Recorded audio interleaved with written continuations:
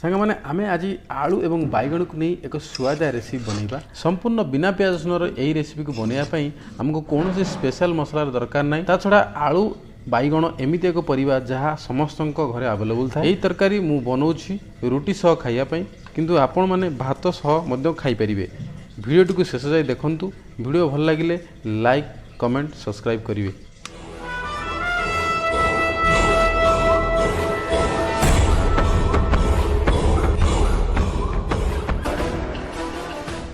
Hello सांग मैंने समस्त को नमस्कार एवं अजितास भिडियो आपण मानक अनेक अनेक स्वागत करुच्ची। ओहो दिन सारा ऑफिस काम सारी आसला रातिर मोर खाइबा चिंता परिवा स्टैंड को जाई देखिली आलू एवं बैगण थिला भाविली कि आज आलू एवं बैगण लगे तो बैगण को आलू तरकारी करछु नुहे कहा को खाइबा को दबनु खाली करी खाउछु नाइ नाइ सेमती किछ नै आपण जेबे भी आसीबे जो मुहूर्त आसी आपण मानकु बनेकी देबी ओके। तो सांग मैंने आलू एवं बैगण को भलसे धोई मुझे काटी नौची। हाँ सांग मैंने गोटे कथा ध्यान रखिए जमी बैगण फ्रेश थी जमी बैगण मंजी कम थी टोटाल उपर कौलिया बैगण ने मंजिया बैगण ने ना सांग मैंने यही रेसिपी बैगण को आम बड़ बड़ खंड कर काटा जहाद्वारा बैगण अधिक मेल्ट हेनी जहाद्वारा तरकारी भी बहुत भल लगे।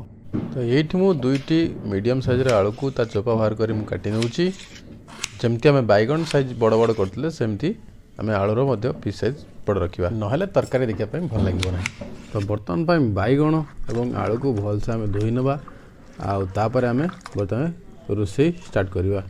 तो चलतु एबे आलू बैगण धुआ सरी जाइए आम रोषे स्टार्ट करवा। तो सांग मैंने एबे देखंतु आम गैस पर कड़ाई बसई देचे आउ बर्तमान में कड़ाई गरम होला पर आम तेल पकेबा बर्तमान तेल पकेबा तापर अल्प किछि आम बर्तमान में हलदी दबा हलदी पर आम संगे संगे बैगण पकेबा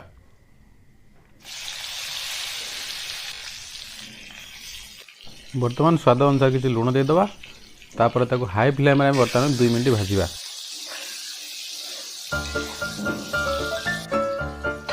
दुई मिनट पर बर्तमान में आम गैस फ्लेम मीडियम रखी ताको ढकेदेबा। तो बर्तमान बैगण को आम मीडियम फ्लेम में 4 ରୁ 5 मिनट भाजी नहीं जहाद्वारा कि बैगण सीझी जाइए।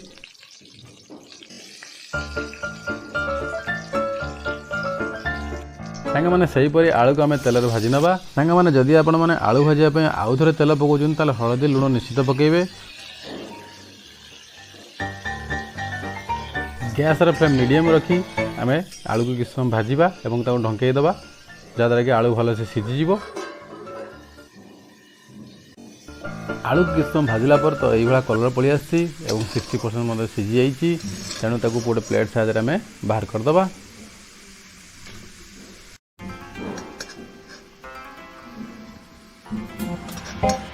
तो सांग मैंने अल्प किसी अदा और किसी लंका को नहीं गोटे मसला बनैबा ये मसला को आप कुटिकी बनई पारे बा मिक्स जार साहाय्य आप मिक्स भी करें। आम मसला रेडी तो एपटे गोटे कड़ाई तेल गरम होगापर आम तेजपत्र लंका और फुटण दे फुटेदबा किसी सेकेंड फुटला एमती आम ग्राइंडिंग कर रखिए अदा और लंका मसला आम पकई नवा आपको किसी सेकेंड हल्का फ्लेम रे आम भाजवा जोटा कि मसला पोड़ी न जीव से अनुसार आम ध्यान रखा। यहाँ पर मुझे काटिक रखा किसी टमाटो पकई नेबी। तो यहाँ पर गैस फ्लेम को मीडियम रखा टमाटो सॉफ्ट होला पर्यंत आम भाजी नवा।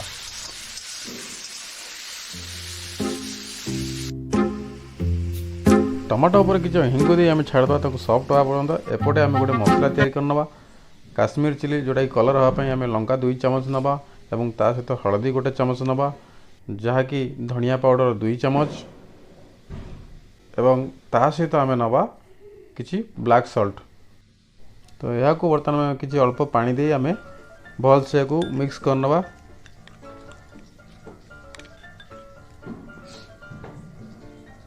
तो एपट देखो आम मसला हो आसला तो तापर आम रेडी कर मसला को आम ढाईदबा एवं किसी समय आम कषिबा।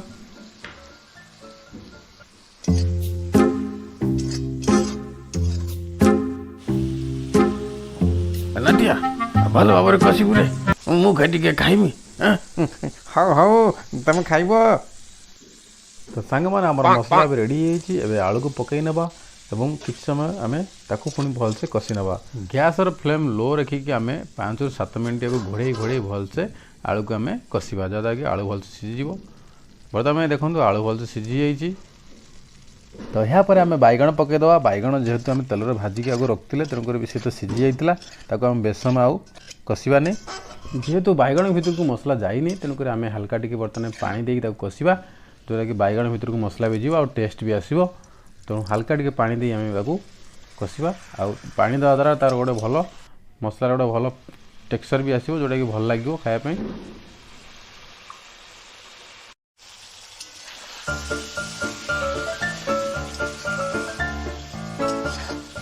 मैंने शेष आप गरम मसला 1 चामच और कस्तूरी मेथी 1 चामच पकई तरकारी के भल गोटे स्वाद दे पारे तो सांग मैंने फाइनाली प्रस्तुत होम आलू बैगण तरकारी आपण मैंने देखिपे लुक केमी अच्छी यही तरकारी के आप रुटी और भात सहित खाईपर तो सांग मैंने आज मोर रात खाଇବା हो जाइए मुझे रेडी कर मोर खाଇବା आलू और बैगण तरकारी मु रुटी सहित खाऊँ तो आशा करुँच आपको भिडियो बहुत भल लगी जदि भल लगी कमेंट मध्य जनइबे पुणी देखा आउ गोटे भिडियो से पर्यंत रही नमस्कार जय जगन्नाथ।